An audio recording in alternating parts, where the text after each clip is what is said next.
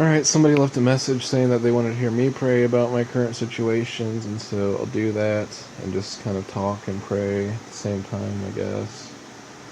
But, dear God, I thank you. Um, just, Lord, I know that you hear prayer, and Lord, I know that prayer is powerful, and I know that you want us to pray, and I thank you for the gift of prayer to be able to have this connection with you, and you're our Father, and you want us to come to you with all of our issues, and we need your help with our issues because we can't do this stuff on our own. And so many times we try to rely on ourselves, so many times we don't take advantage of this gift of prayer, and we need to, and we forget it. But it's so powerful that it does help, and it's helped me. Lord, you've helped me, and through prayer, throughout the years, I've seen many, many prayers answered, prayers that I thought, miracles that were just unbelievable, and I'm just so grateful for where I am today in so many ways. But life's an ongoing struggle in so many areas, and so,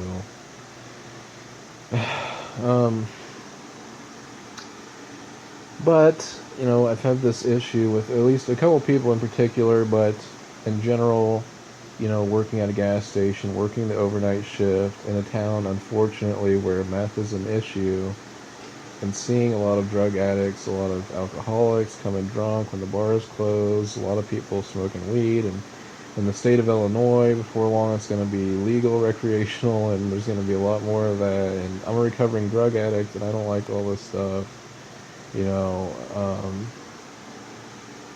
you know, there are some people that drink and probably smoke pot that I get along with because we're into the same music or whatever, and we can chit chat, and I don't want to be biased or hypocritical, but I still don't like that they do those things, and I don't really hang out with them personally. But there are other people. There are some people that do these things, and they're struggling, and maybe they're not so proud of it, but it's kind of where they're at. And then there's other people that kind of make a life of it or a career of it. They're actually selling drugs, and they're actually, this is who they are, and they've been to prison, they've been to jail, and they get out and they go back, and they've been to rehab, and they get out and they go back. And I know it's not all easy because I've been to jail multiple times and rehab, and relapsed again and again before I got, saved, before I really came to my senses and grew up and started taking on more responsibilities. And I'm just blessed to be where I am. It's, you know, but these couple people in particular really bother me when I see them more than anybody else, and it's because it's kind of been like a constant thing. And one issue with these two people, this guy and this girl, this couple, they were friends with the person that I'm talking to in prison, and I talked to her about them early on, saying I didn't think that they were good influences and stuff, and she kind of wanted to defend them, but everything that I've heard from tons of people is that they're not good, that, and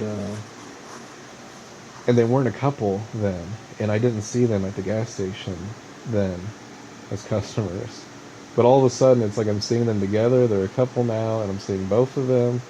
I wasn't fond of either one of them. I'm constantly seeing them now. One of them's a felon and not allowed to be on the property with this girl. But they're doing this, and, she's got kids, and she's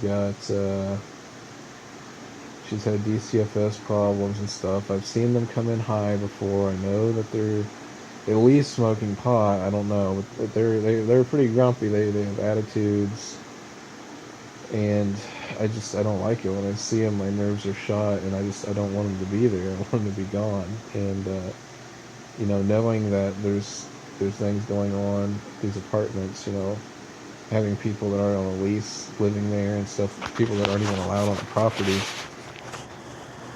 So God, my heart's getting very hard towards these people, and, I just pray, Lord, that you'll calm my nerves, at least for one, when I see them, because, I don't want to have this anxiety.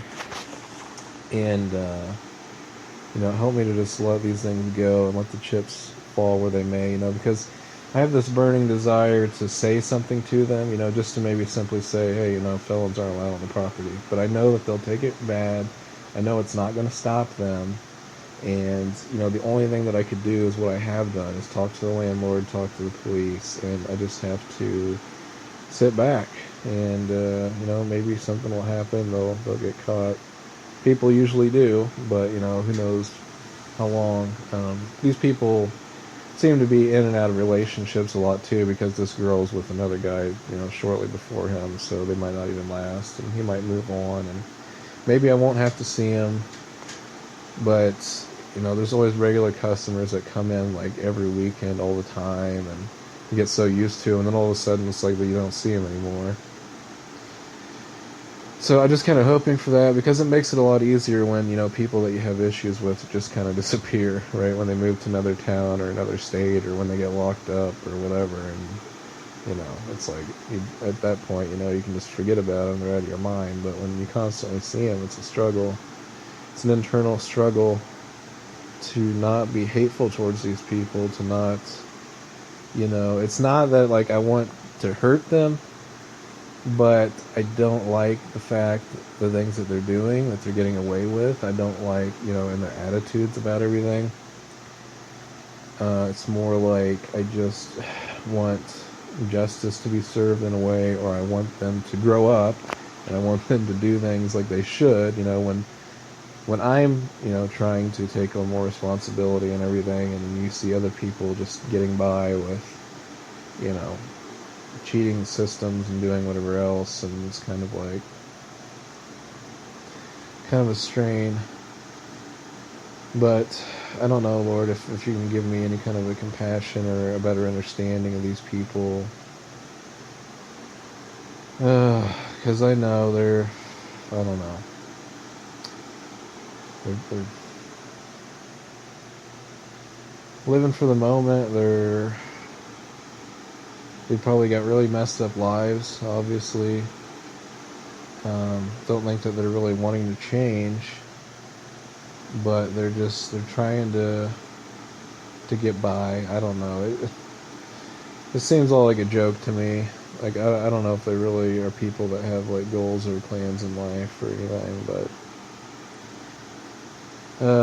I just, I pray that something will be done about this. I really do, because I wish it would just make things easier on me. But for what I mentioned with my mom having the colonoscopy, she said that I don't understand exactly what she told me, but what she told me, basically, it wasn't a big deal or something. They gave her some medicine and she should be alright, so that's good. Vehicle's still in the shop.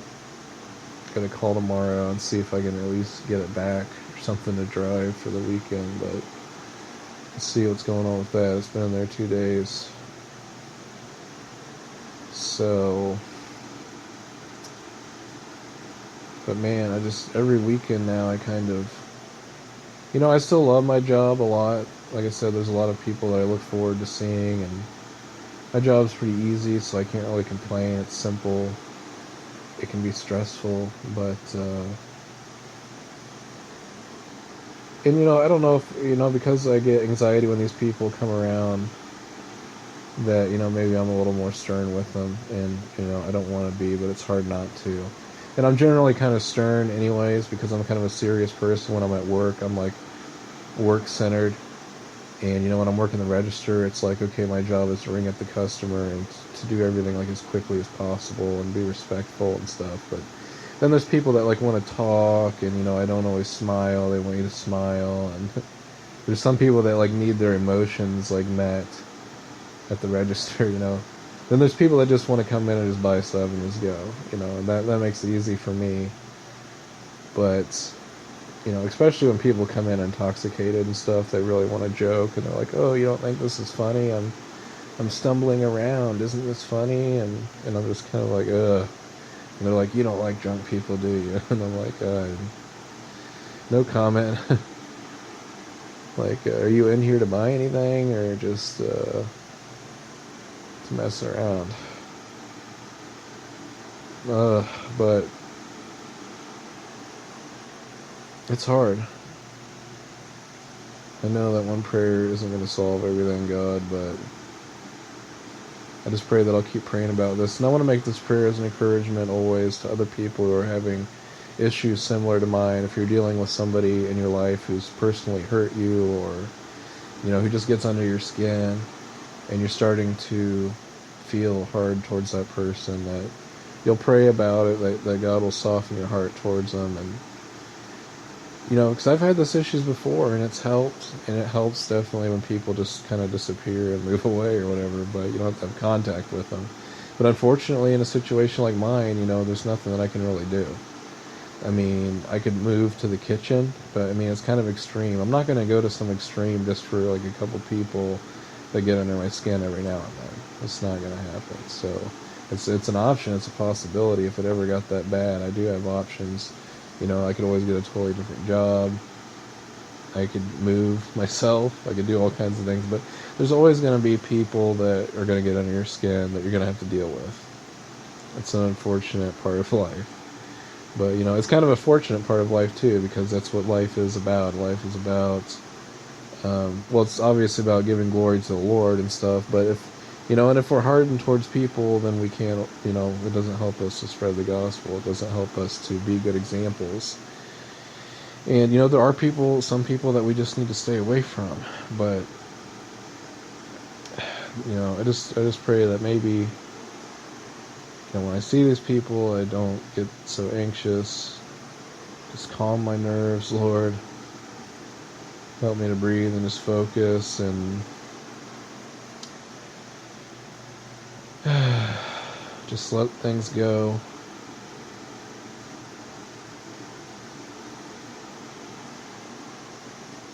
So, I don't know. It's good to be aware of things like this and not just let your emotions control you. Not just, this person hurt me, so it's okay for me to hate them and want the worst things to happen to them. That's not good. That's not a Christian example. We're supposed to love our enemies. We're supposed to be understanding and get along peaceably with everybody as much as we can, right? And that's what, I'm trying. Like I said, I want to open my mouth to him. I just want to say little things, but I know it's not going to do any good. And, for me being at work, I don't want to put my job at risk. But even if I wasn't at work, even if I saw him at the store, I still don't want to say anything. I don't want to escalate any situations. It's unnecessary. They're the ones who can't control their emotions. They're the ones who can't control their mouths. They're the ones who aren't responsible. They're the ones who are not God-fearing people. And that's who I need to be. And I need to be somebody who is able to apply, what the Lord has given me in these situations. And, I don't think anything's gotten to any extreme so far. They sense that I'm not a fan of them. They sense that, But, a big reason for it is not only because I already had these preconceived ideas about them from what I've heard from other people and what I've seen, but, they're kind of just having attitudes and about, in particular the guy saying that he's a Muslim, that he's upset that we've only got pork products in the warmer or whatever, which isn't even true, really. And so I guess he should be catered to all the time or whatever, but, he tries to say that the store is racist because of that, as he's walking out the door. That doesn't leave a good impression on me, you know what I mean? It's like he was running his mouth to me as he was walking out the door about some nonsensical insanity. And I'm like, okay. But then I see them, again and again, week after week. And it's like, I don't want to see you anymore. I'm sick of you. Go away.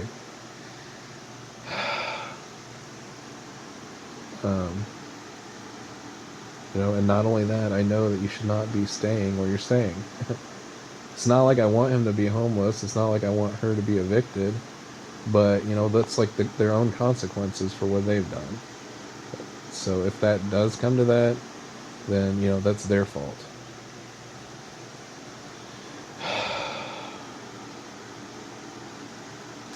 So I just pray that, God, you'll intervene in these situations. Let me feel your calming presence when I encounter these people. Just let me feel at peace.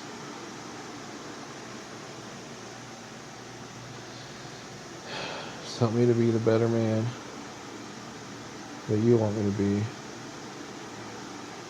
In Jesus' name I pray, amen. I don't know. I say that too much, like as I'm praying or as I'm talking. Who does know, right? I mean, I would be kind of arrogant to always say that I do know everything. That's why I'm always like, I don't know. I mean, I'm thinking though. I'm just like, it's not like I'm saying I don't know. I'm giving up and I don't care. It's like I'm trying to think of different ways to deal with situations. I'm trying to think of different ways to handle this, but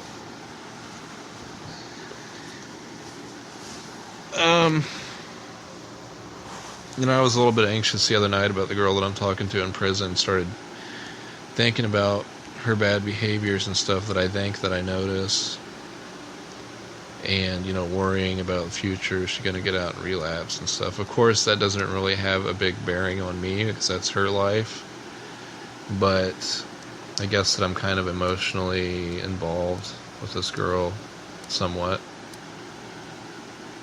But and I'm just thinking about her not having any impulse control, to where it's like, even if she didn't, go back to using drugs, like, she has these bad behaviors that are just not good. If she works a job and she just gets upset and just quits just because of some minor thing, that's not a good way. It's not going to lead to a good life.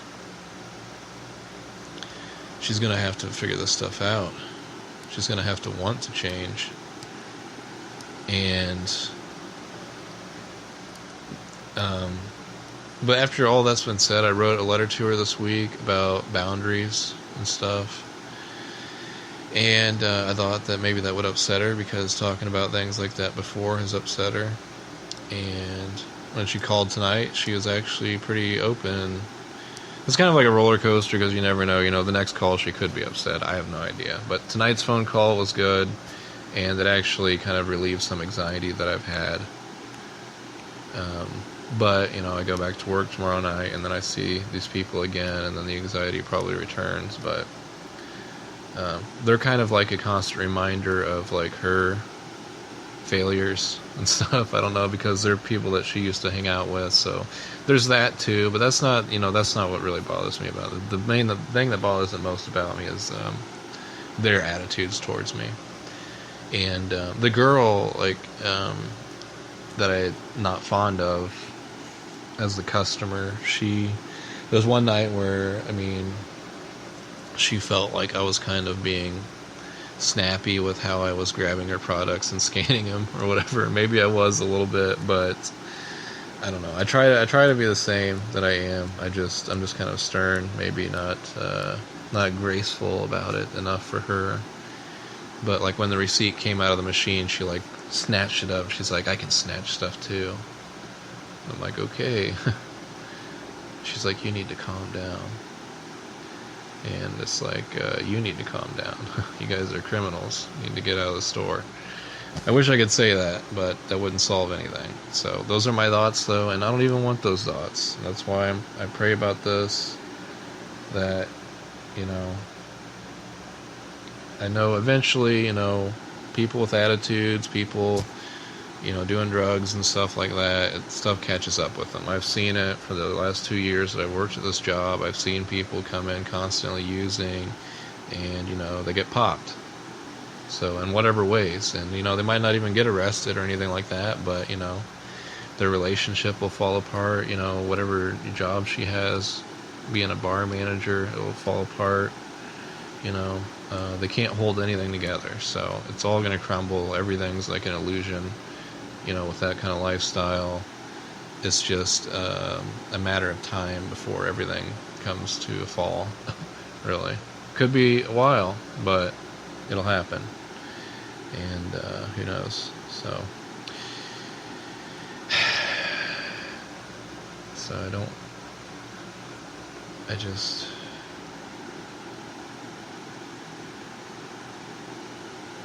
I guess when I see them come in, I just need to take a deep breath. And, I can't control how they act, what they say, what they do. I can only control what I do. It's not easy. Definitely need the Lord's help with that. And I've talked about bringing verses to work with me, and I never have still yet, and I don't know why. I'm going to do that. I know I need to. I wrote up the verses, and I've never taken them to work with me, which is terrible. They're sitting right on my computer desk. That could help. Maybe I need to try to do that. I'm just always in a hurry and stuff when I get to work. I sleep right up until I go to work, and then I'm just I'm out. And then another interesting thing, which isn't really a big deal, but I broke off my headset inside my controller. My gaming controller. It has a headphone jack, and I had the headset, and I guess the piece inside the controller where the headset jack is gets loose after, I guess pulling out the jack over time loosens it up or something. And so I always thought the cord had a short in it, so I'd mess with the cord and it would work. Well, I guess it's gotten worse, and I found out it was inside the controller, and so if I push the jack to the side or whatever, it would work again, so I could hear the game sound, and I could talk to people that I'm playing with, and it would still get worse over time, so I'd be pushing it over to the side harder, and I guess it made it really weak, and it broke off the jack inside the controller. Now the Xbox controller has another kind of microphone input on it, where it's this special Xbox peripheral, only made for Xbox, and it comes with it, where it's a headset, a one earpiece headset with a microphone, so you can talk to other people while you're playing, but you can't hear the game sound through it. So I have to play the game sound through the TV, which is really helpful to have the headset when you're playing games. You can hear footsteps from people coming up on you, if it's from the left or the right or whatever behind you. You can get a better sense of where stuff's coming from than when the sound's just coming from the TV. Not a huge deal, but yeah, I have to get a new headset. They have USB headsets that'll plug right into the system, so that's what I'm gonna have to do, because the controller is screwed unless I open it up and take it apart and everything, and that's not gonna happen. So it would be easier to get a USB one. But and at the beginning of the week, Monday, I locked my keys in the car. My mom had a spare and came the next morning. Luckily, I carry a spare apartment key in my wallet. But so all that stuff's happened. Not really a big deal, but just little things. Last night I was feeling really stressed out. Now I'm feeling great, but tomorrow night it could all change again. I'm going back to work, and stressful. But generally, I'm really in a really good mood. My first night of work back, beginning of the work week. You've had a break, and it's okay, you're ready to go back, and then the joy slowly winds down as each workday continues. But that should be good.